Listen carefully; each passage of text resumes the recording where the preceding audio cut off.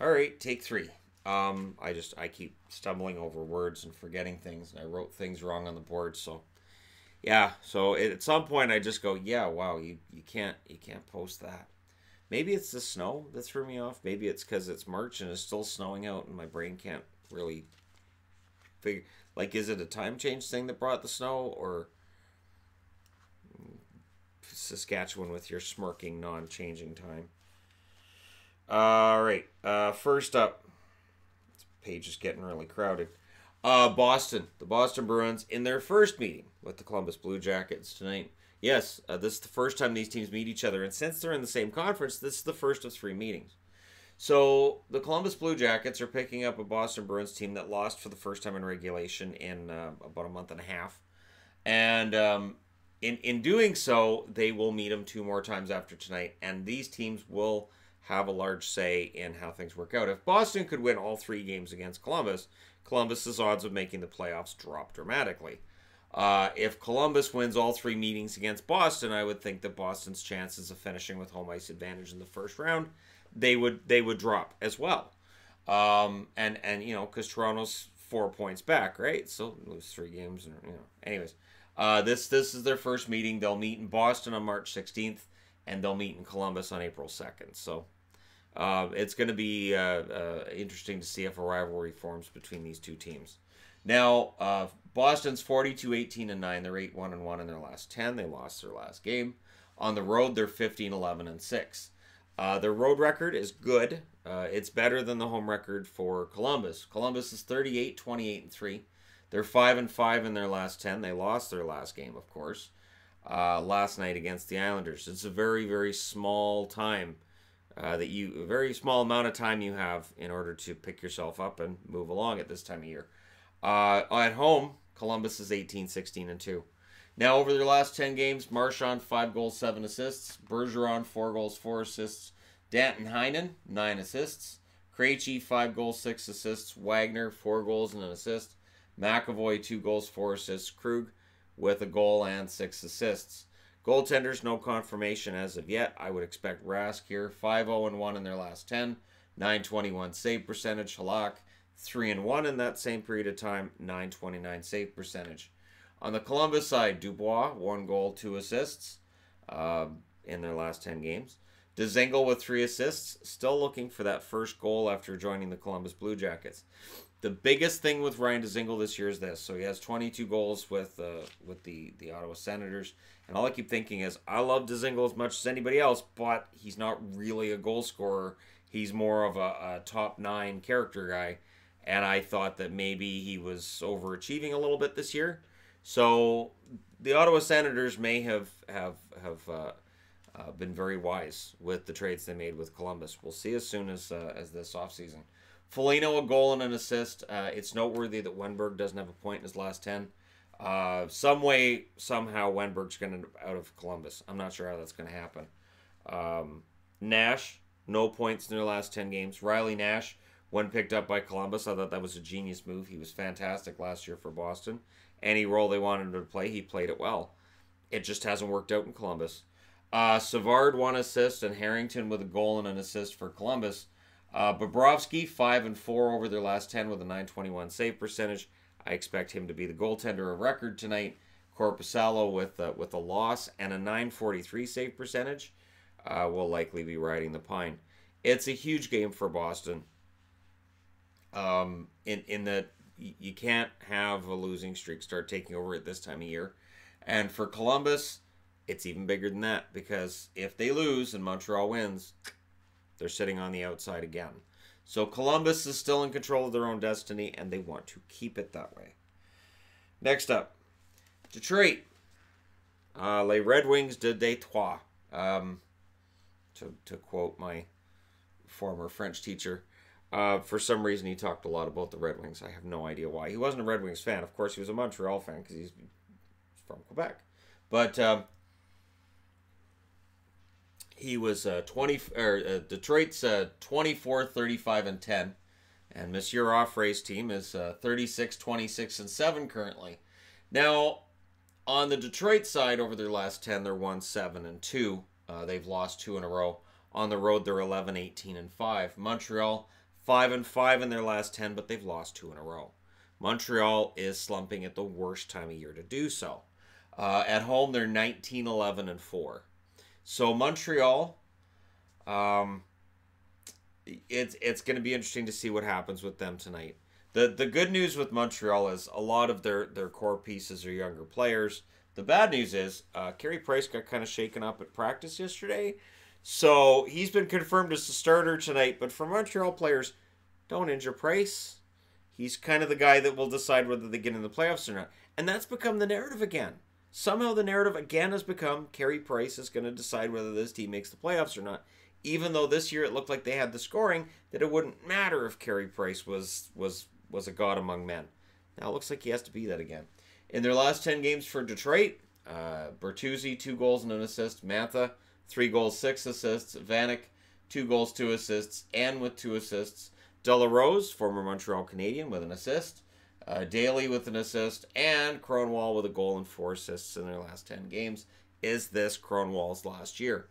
In goaltending news, Bernier will be the starter for Detroit, which may surprise some because his record has been awful. But you know what? He's been the better goalie of the last month or so. Howard over their last 10 is 1-4 with an .865 save percentage. Bernier 0-3-2 with an .895 save percentage. He just doesn't get goal support. On the Montreal side of things, Danault with 6 assists over their last 10 games. Gallagher, 7 goals and an assist. Byron, 3 goals, 5 assists. Domi, 3 goals, 6 assists. Drouin, 4 assists. Weber with 2 goals, 4 assists. And Jeff Petrie with a goal and 2 assists for the Montreal Canadiens. Goaltending, it is Carey Price. He's 5-4 in their last 10 with a .903 save percentage. That last game really killed his save percentage, but I swear he's been good lately. Niemi 0-1 in their last 10 with an .833 save percentage. I'm foreseeing Antti Niemi ending up being replaced in the offseason. I would be very surprised if Montreal doesn't move on from Niemi in the offseason and bring somebody else in. I think that would be wise. So, okay, next up, Washington and Pittsburgh. Now, refresh my memory. These teams know each other. They met in the playoffs 80, 85, 86, 87, 88, 89, 90, 91, 92, 93, 94. They seem to meet every year. Basically, since the dawn of time, it seems, these teams have been against each other in the playoffs.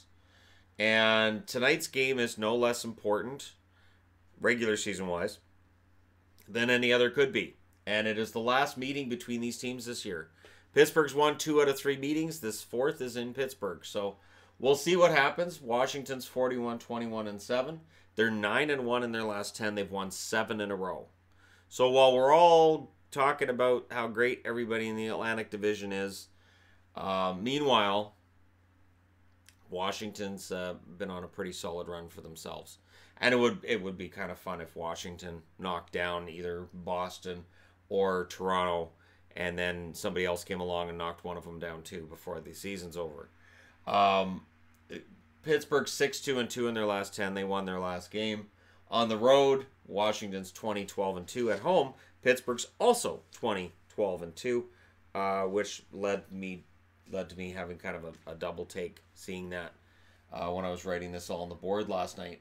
So I'm like, wait, they're both 20-12-2 in these situations? Yes, they are.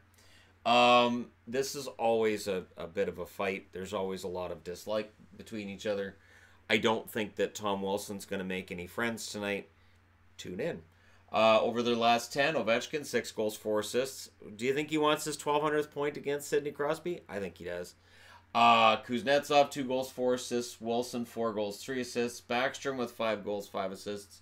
Eller, 3 goals, 5 assists. Orlov, 7 assists. Orpik, 3 assists in his last 10 games. That's good for Brooks Orpik, it is. Starting goaltender will be Holtby. No surprise there. 6-1 in their last 10 with a .931 save percentage. Phoenix Copley, 3 wins, a .914 save percentage for him over their last 10 games. On the Pittsburgh side, do you think Crosby wants to help stop Ovechkin getting that 1,200th point tonight? Of course he does. He has 6 goals and 10 assists in his last 10 games. McCann, 5 goals, 3 assists in his last 10 games. It's nice to see Jared McCann finally sort of realizing his potential. It's a shame he didn't do it in Vancouver or Florida. But you know what? Even with Pittsburgh, good on him. Malkin, 3 goals, 4 assists. Bjugstad, 4 goals. And Simone with 4 assists in their last 10 games. Justin Schultz, a goal, 4 assists. Patterson, 3 assists for the Pittsburgh Penguins. Their starting goalie will, of course, be Matt Murray. 6-1-2 over their last 10 with a .929 save percentage. Casey DeSmith, either because he's not playing enough for whatever reason, his numbers have fallen a bit. He's 0-1 over their last 10 games with an .879 save percentage. It's definite now that they have a starter. So while at mid-season we could look and go, well, it's DeSmith, it's Murray, back and forth. No, it is Matt Murray. Mike Sullivan's making it clear this is Murray's crease, and it's his job to lose. And honestly, right now he's playing like he wants to keep it. Murray versus Holtby, Ovechkin versus Crosby, Capitals, Penguins. It kind of sells itself, doesn't it? All right, next up, Dallas. Yes, the Dallas Stars. In against Buffalo. This is as far as I've made it in a preview. Let's hope it keeps going. People are going to be cheering me on watching this. Well, if you're watching it, it means I made it to the end, right? 35-28-5 is the record for Dallas. They're 6-4 in their last 10. They lost their last game. That was after a 4-game winning streak. Dallas tends to be really streaky this year, and that makes me somewhat nervous as a Dallas fan. On the road, they're 14-17-3. That's not great. Buffalo is 30-29-9, so their record is below Dallas's, definitely. They're 2-6-2 in their last 10. They lost their last game. But at home, Buffalo's 19-10-4. So Buffalo is solid at home, and Dallas is not solid on the road in general. So, again, Dallas desperately needs this because you've got Arizona sitting 1 point behind Minnesota, which means they're 2 points behind Dallas. Minnesota, thankfully for Dallas, has kind of gone back to sleep. And the other teams that you would be worried about look like they're too far back. But you've got to win some games in order to make sure they stay too far back.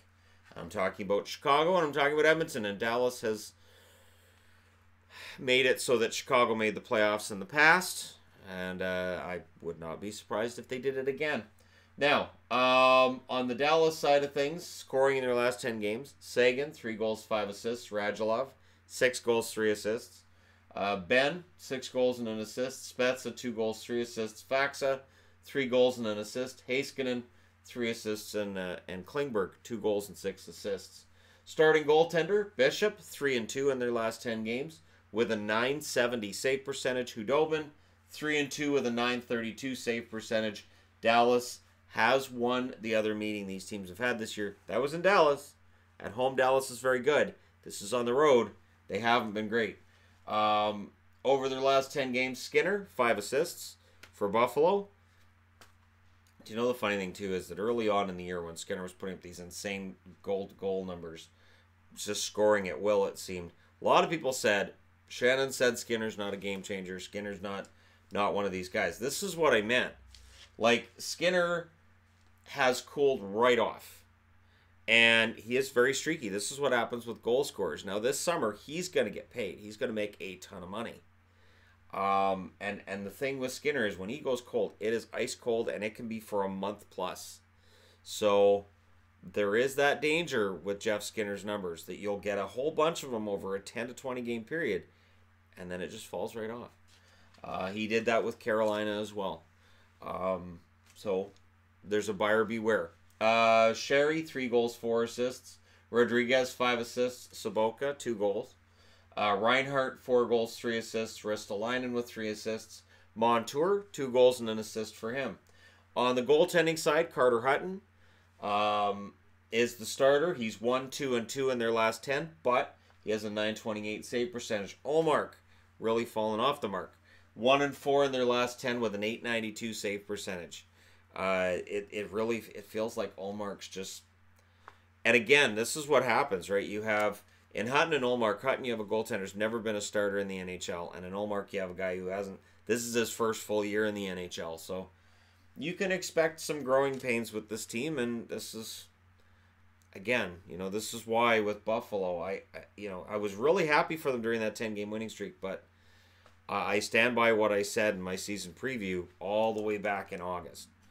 That Buffalo will get there, but I didn't see it being this year. All right, that being said, moving along to Arizona and St. Louis. So yes, red, top row, these are the games hosted by Eastern teams. Blue, bottom row, these are the games hosted by Western Conference teams. There you go, there's a different way of doing it. And I did them in a different color, and I put the logos on the other side to hopefully avoid any confusion when people are watching. And if you're confused, I'm very sorry. Arizona's 34-30-5, and that loss last night had to smart. The problem is they're in against St. Louis tonight. That's not a better opponent. They're 8-2 over their last 10, but last night's loss had to feel like a couple of losses wrapped up in one. On the road, Arizona's 17-15-2. St. Louis 36-25-7. They're 5-3-2 in their last 10. Their last game was an overtime loss. And it does feel like the upward momentum of St. Louis has stalled. But they have enough points. They seem to be high enough up that they shouldn't have to worry about missing the playoffs. At home, they're 17-14-2. Both teams have won a game in this series between them. This is the third and final meeting between the two. Over their last 10 games, Galchenyuk, 2 goals and 2 assists. Dvorak, 2 goals and 2 assists as well. Panik with a goal and 5 assists. Hinostroza, 2 goals, 6 assists. Archibald, 3 goals and 3 assists. Ekman Larsson, 2 goals and 6 assists. So he's been very solid. Hjalmarsson with 3 assists. On the goaltending side of things, no confirmation here. You know what? It's probably going to be Pickard because Kemper got absolutely annihilated last night. I'd be very surprised if they go with Kemper again. He's 8-2 over the last 10. That's right. He's got every decision over the last 10 games. He's got a .935 save percentage to go with that. Pickard, no record, and an .833 save percentage. That matches Antti Niemi's. On the St. Louis side, over their last 10 games, Braden Shen, 3 goals, 6 assists. O'Reilly with 4 goals, 2 assists. Bozak, 2 goals, 4 assists. Sundqvist, 1 goal, 2 assists. Maroon with a goal and 2 assists as well. Parayko with a goal and 3 assists. And Vincent Dunn with a goal and 2 assists. On the goaltending side of things, Bennington's been confirmed. Bennington's 4-2 in their last 10 with a .910 save percentage. Allen's 1-1-2 with a .924 save percentage over the same period of time. So, St. Louis, not a tremendous home record. Arizona's better on the road than at home, mildly anyways. Arizona has trouble scoring, had trouble stopping goals last night in St. Louis. Overall, solid numbers, but they don't have Tarasenko. I'm just trying to say your guess is as good as mine with this one. I do favor St. Louis, though. I do think that St. Louis should win this. And it would be heartbreaking if Arizona got within a point and then they fall off. And back-to-back losses against Chicago and St. Louis would be tough. Especially after, like, last night, you see Minnesota get shut out by St. Louis, or by San Jose, I should say. And if Arizona fails to capitalize 2 nights in a row, that's a frustrating result. Especially for a team that hasn't made the playoffs in a very long time. Next up, New Jersey. The worst road record team in the league, the absolute most miserable road team in the league, in against one of the best home teams in the league, Calgary. Do I need to? I guess I do. 25-35-9 is the record for New Jersey. They're 2-7-1 in their last 10. They've lost 2 in a row. It's tank time. On the road, they're 8-23-3. That's a hideous road record. Calgary's 42-20-7. They're 6-4 in their last 10. They've won their last game, of course. Coming off that 4-game losing streak, this is another chance to get things back on track. At home, they're 21-7-5. I don't read a whole lot into that 4-game losing streak, but I will say this. I am more concerned with Calgary's goaltending right now than I was at the trade deadline.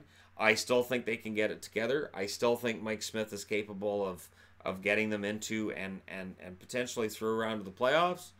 I don't see Calgary as being a Stanley Cup threat at this stage with how they've been playing the last few weeks. But let's see how things turn out for them between now and the end of the season. On the New Jersey side, scoring over their last 10 games, Zajac with 2 goals, 3 assists. Coleman with a goal and an assist, so Blake Coleman started getting the scoring going again. Gabriel with 2 goals, Agostino, a goal and 2 assists.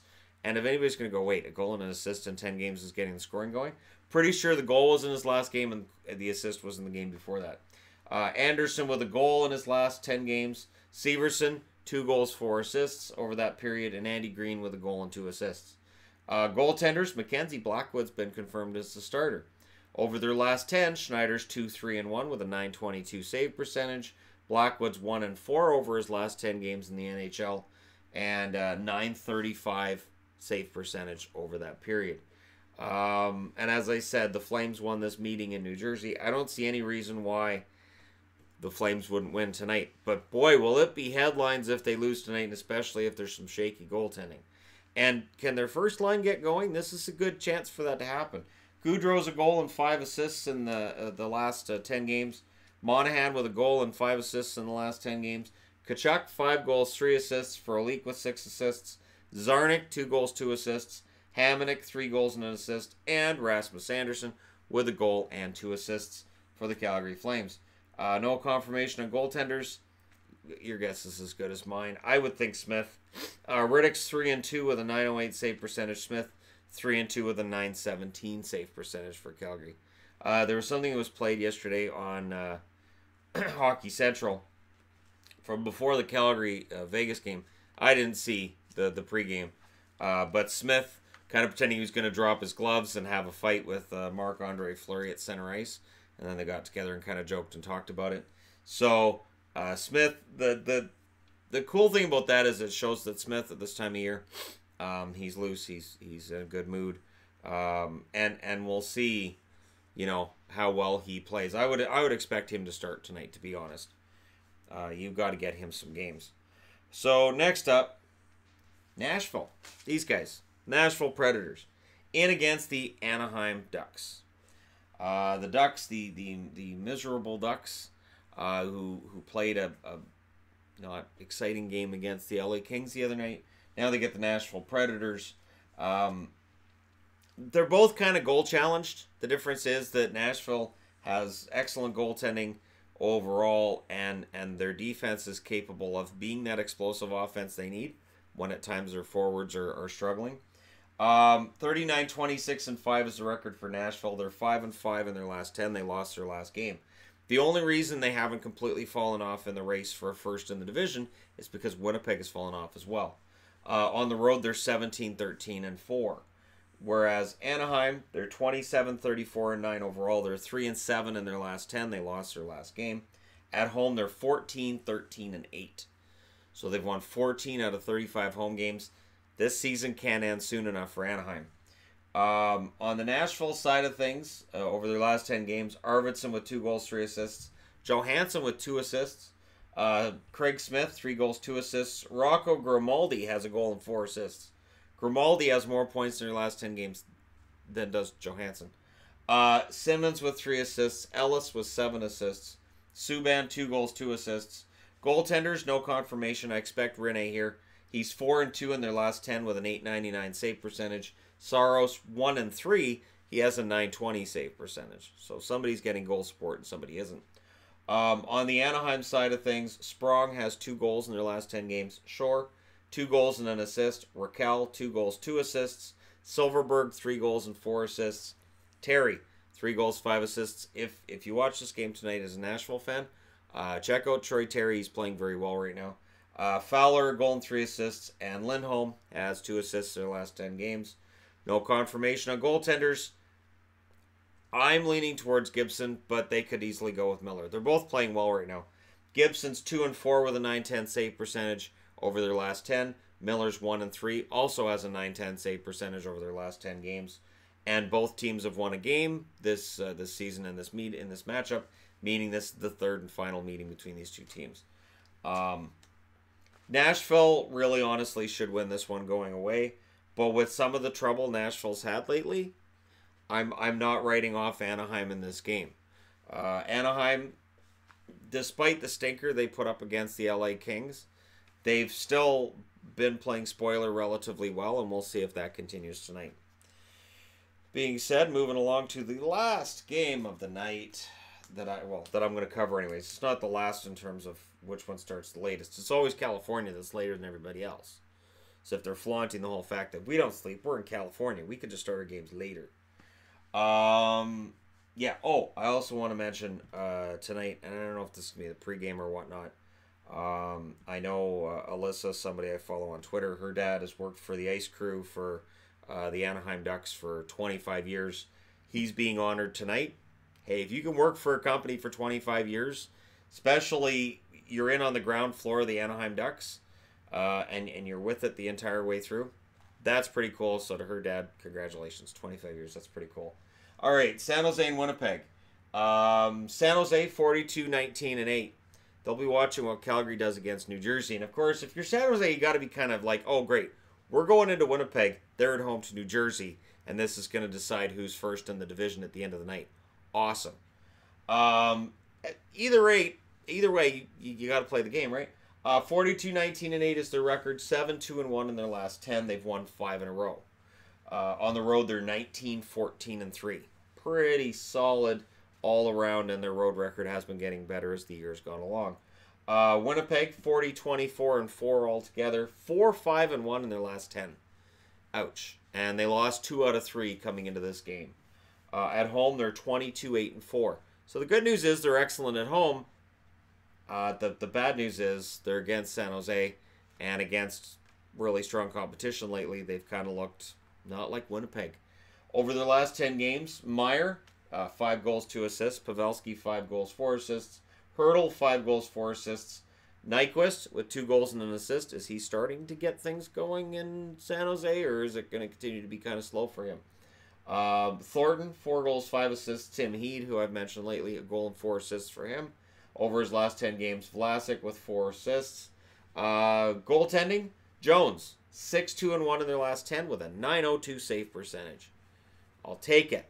It's not the .900 save percentage I've wanted from him all year, but I'll take a 6-2-1 record in his last 9 decisions with a .902 save percentage. I'll take it. Dell, 1-0-0 over that same period with an .885 save percentage. Got some work to do, Aaron. Right now, some kid named Aaron that's not really paying attention to the previous went, wait, I've got work to do? What? Why is he talking to me like that? All right, over their last 10 games, hi, Aaron. There, that just threw off everybody named Aaron. Over their last 10 games, Laine with 4 goals and 5 assists. So Patrick Laine, and this is funny because I've seen, saw an article yesterday, Laine reinventing himself. Not reinventing himself, he's getting more ice time. Wheeler, 7 goals, 8 assists. Connor, 4 goals, 4 assists. And Laine at least looks like he's starting to get some confidence in this game. But they're still showing, any Winnipeg game you watch, they're still showing every time he shoots at the net and it's nowhere near the net. So Laine is still under a microscope here, and I'm starting to feel bad for the kid myself. Ehlers, 2 goals, 3 assists over their last 10 games. Adam Lowry, 2 goals and 2 assists. Trouba, 1 goal and 6 assists. And Myers with 3 goals and an assist. Goaltenders, Hellebuck's been confirmed because it's a big game. He's 2-3 in their last 10 with a .901 save percentage. Laurent Brossoit, 2-2-1 over their last 10 games with a .910 save percentage. Do we have a goaltending controversy? No, we really don't. It's Winnipeg. We're not going to have one. I think they just give Brossoit more starts right now because they want to rest Hellebuck down the stretch, which makes total sense. So there you go. You guys are all set for tonight's games, and I made it. I did it. I finally did it. I'm going to have a little bit of a break, and I'll probably come back with other video news of goodness soon. But there you go. You guys are all set for tonight. I understand this is a bit of a different setup. I thought I can get 8 games on the board, and I did. Thank you guys so much for watching. Don't forget to hit like and subscribe if you're browsing your way through. You just happened upon this video. And thank you guys for all your support. I'll talk to you again soon.